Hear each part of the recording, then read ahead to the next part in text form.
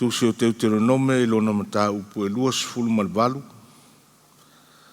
Au te whaitawina le foi upu mua se ia whaangata mai le foi upu e sifulu ma le wha. Deuteronome ilona mata upu e lua sifulu ma le valu. Whaitawina le foi upu mua se ia whaangata mai le foi upu e sifulu ma le wha. Whafonga maia o fionga pa ia le atua. A whai fōi e te matua whaalongo ili si ufafonga o le ali ilo watua. E ana e whai ana polo inga umalawa au te whai atuai i a te oi le aso nei. O na whaasilisili ina lea o oe le ali ilo watua i nuu umalawa o le lalolangi. E maua fōi e oe o nei mea uma e manuia ai. E o lava ia i a te oe. Pe a whai e te whaalongo ili si ufafanga o le ali ilo utua. E manuia oe le ai. E manuia oe le whanua. E manuia oe lau whanau. Ma le fua o lo lau ele. Ma whanau au manu vai wha. O tama au povi. Ma ou lafu ma moe. E manuia lau ato, a toa ma lau mea e palu ai whalawa. E manuia oe pe a e sau. E manuia foi oe pe a e alu atu. E te tuuina mai e le alii, e tuuina mai e le alii oe ia fasia i au luma. E tuuina mai e le alii oe ita ia te oe. O e langa mai ia te oe ia fasia i au luma. O le ala e tasi e o mai ai i la tou ia te oe. A o ala e fitu e so sola atu ai i la tou i au luma. E pule le alii ia manuia oe i au fale saito. Ma mea umalawa e tango i ai au lima. Na te whaamanuia fo i a te oe i le nuu. Ua foa ina mai e le alii lo watua i a te oe. E whai fo i oe le alii manu pa ia mo ia. E pei o na tau tō mai o ia i a te oe. Pe a whai e te tau si usi polo a inga le alii lo watua. Ma e savali i o nala. O na iloa ai lea e nuu uma o le lalolangi. Ua whaai ngoa ina oe le suafa o le alii. O na māta tau ai lea o la tau i a te oe. E whaatele ina le alii o mea le lei i a te oe. O lau whanau, ma whanau au manu ai wha. Ma le fua o lau ele. Na tauto ai le alii i au tamā, na te foa ina mai i a te oe. E tatala mai e le alii lana tuu ngā o loa. Le lei mā oe, o le langi lea. E foa ina mai ai, o le ua i lau nuu i ona pō e te tau ai. E whaamanuia ai fo i mea uma e te whaia i au luma. E te avatu mea i nuu e tele, ai te le no no atu. E whai fo i oe le alii maulu, ai le whai mai. E te au pito a lunga lava, ai te le lau lalo. Pe a whai e te whaalongo i polo a inga le alii lo tua. O te whai atu ai i a te oe le aso nei. E tausi i ai, ma e whaia. Aua fo'i e te alu ese i upu uma o te whai atu ai i a te outou le aso nei. I le tū tau matau, po o le tū tau anga vale. E muli atu ai i atua ese, ma au na i ai. Whamanuia mai le atua e ala lo tātou whaitau ma whaalongolongo i nisio ana fionga paia. Ma i atu mau atua i pēa i a te ia lo na lava vi inga. Nei, e ia o le whaavavau lava. Amen.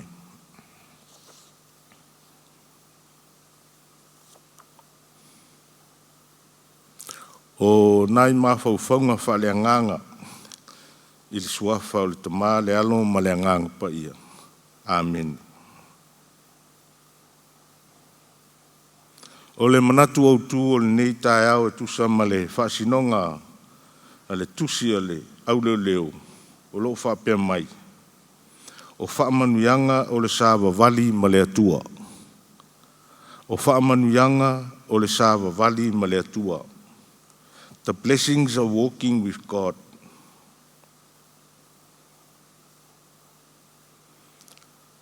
O le upu moni, o le nau ta inga o so o se tangata soifua.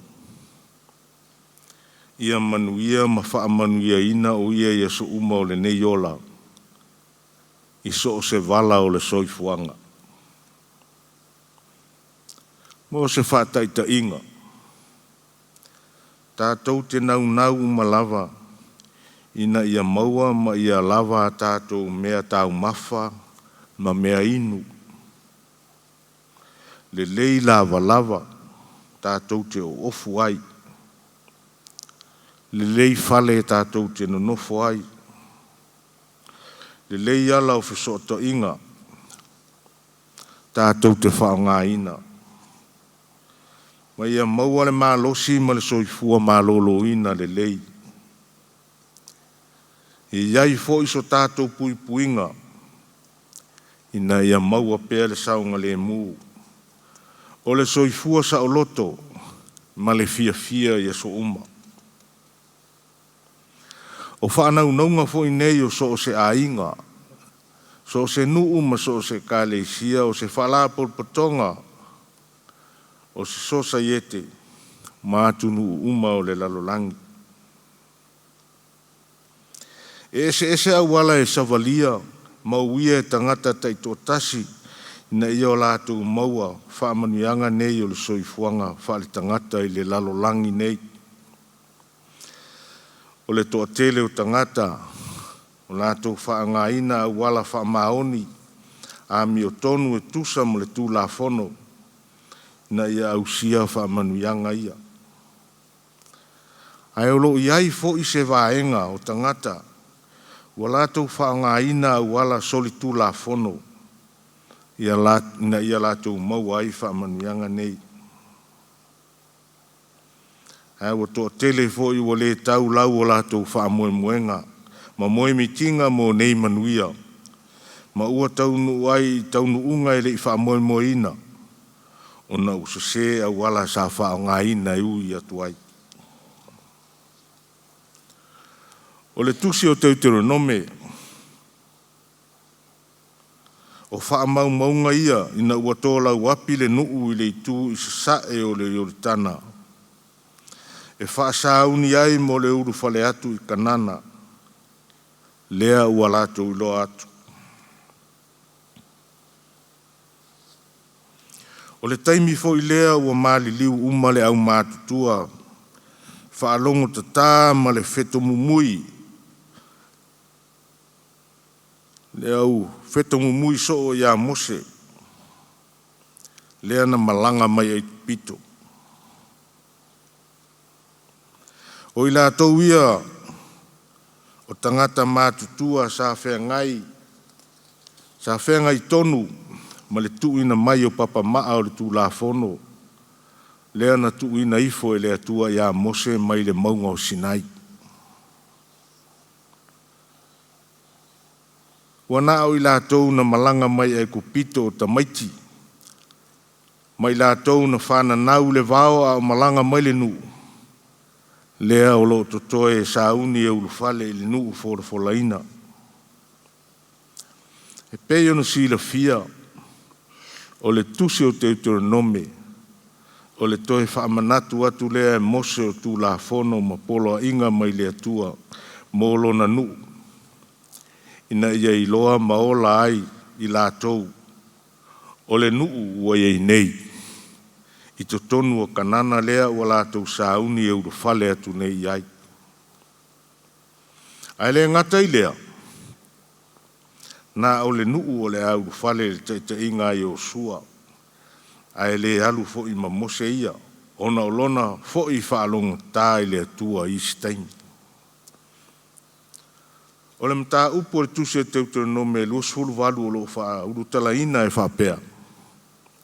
O le manuia we ana ma le laia we le ana. O le foi upo e mua e o sfulu ma le wha lea sa u whaitauina nei.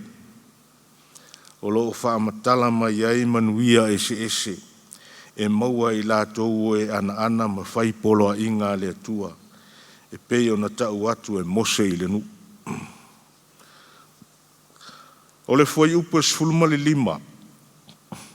Se iau o le ono sfulma le valu o le whaai unga o le mata upo. O le laia atoa lea e o le nu. Pe a le ana ma le whaia polo a inga le atua. O whaamanu yanga au tu o lo tau mai le foi upo e tolu. Se ia o I le ono. Lea whapea mai, e manuia oi le ai, e manuia oi le whanua, e manuia oi lau whanau, ma le fuo lau ele. Ma whanau au manu vai wha, o tama au povi, ma au lafu mamoe. E manuia lau ato, a toa ma au mea palu ai whalawa. E manuia oi pe a e sau, e manuia foi oi pe a e adu. O loo whaafea ngai le lei lava, le whaailoa mai o wha manuianga au tū. I fuai upu o ia o tā ua. Ma le whaatusanga I le mālaia e o mai. I fuai upu e sfulu ma le ono e o sfulu ma le iwa. Lea o loo whaapea mai. E mālaia o I le ai, e mālaia fo I o le whanua. E mālaia lau ato, e mālaia fo I lau mea palu ai whalawa. E laia lau whanau, ma le fuo lo lau ele. O tama au povi, ma au lafu mamoe. E laia oe pe a e sau. E laia foi oe pe a e alu. O se au wala whaatusitala foi lea. Whaupuina, whapea o le compare and contrast. O le lisi, o whaamanuianga. Whaafea ngai, ma le lisi o malaia. Lo mo moli mai ai le wheau na ia malama ngō fia ai li tangata whaitau.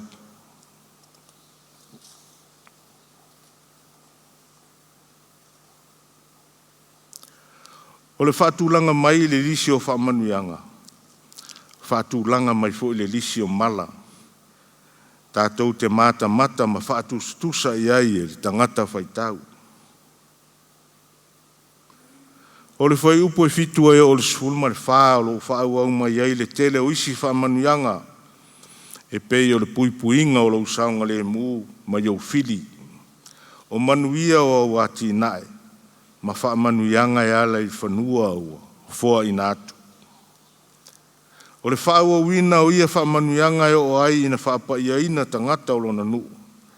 Ma whaingo ina I lātou lona suafa pe a whai la tau te tau sisi ana polo inga, masava vali I o nana.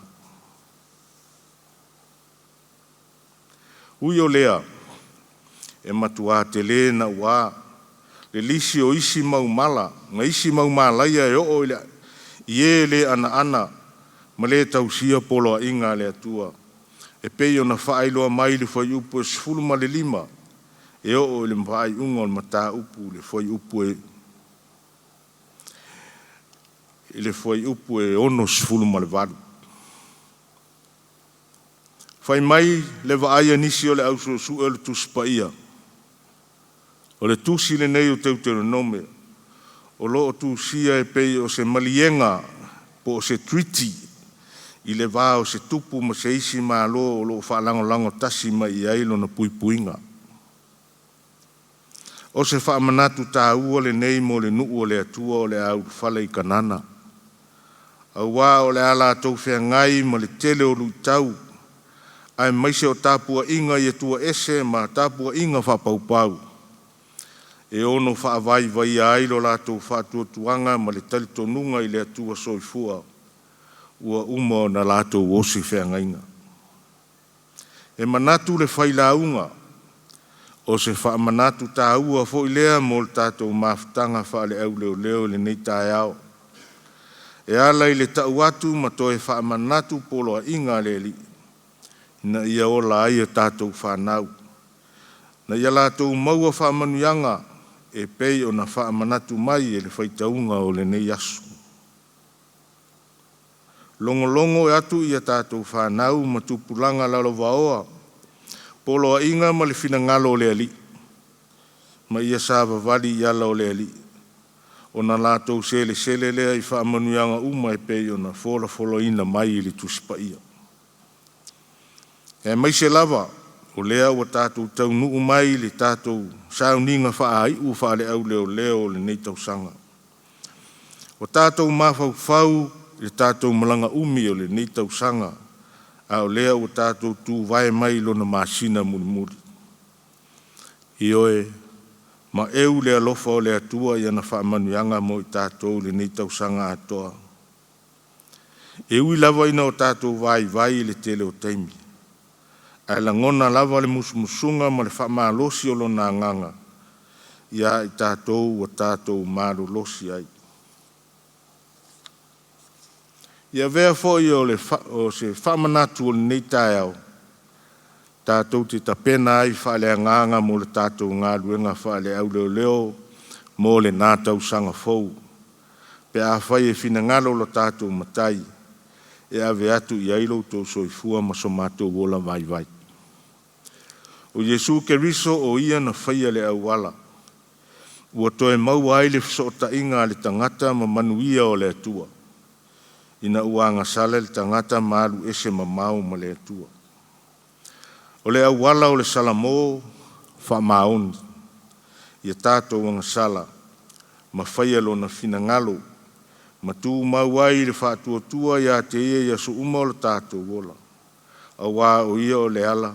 Upu moni ma leola. O ia o lo tātou wala i mālo.